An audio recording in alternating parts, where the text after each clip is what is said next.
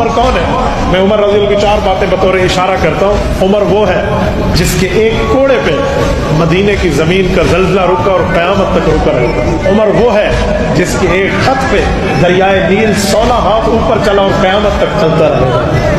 عمر وہ ہے جو مسجد نبوی میں بیٹھے تھے, یہاں سے بیٹھ کے ایک ساریہ صحابی کو خطاب کیا جو ہزاروں میل دور جہاد لڑ رہے تھے. ہوائیں نے حضرت عمر کی آواز کو لی اور ساریہ کے کان میں پہنچا. عمر وہ ہے حرہ میں آگ نکلی جو درختوں کو مکانات کو جلاتی جا رہی تھی. حضرت عمر نے اپنی چادر اٹھا کر حضرت تمیم داری کو دی. صحابی رضی اللہ, یہ چادر لو اور اس آگ کو واپس لا.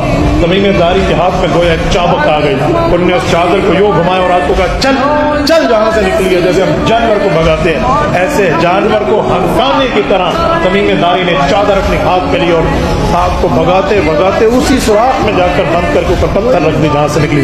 یہ ہے حرہ. عمر تو یہ ہے. اور یہاں جملہ کہو, ہوا, آگ, پانی اور مٹی, ان چاروں پہ عمر کی حکومت ہے. مٹی زمین کا زلزلہ رکا, ہوا سایہ بن زمین تک آوازیں لے کر گئی, پانی دریائے نیل چلا, اور اس کے بعد آگ, حرہ کی آگ بجھی. آپ اور ہم انسان بھی تو 4 چیزوں سے بنے ہیں نا, عناصر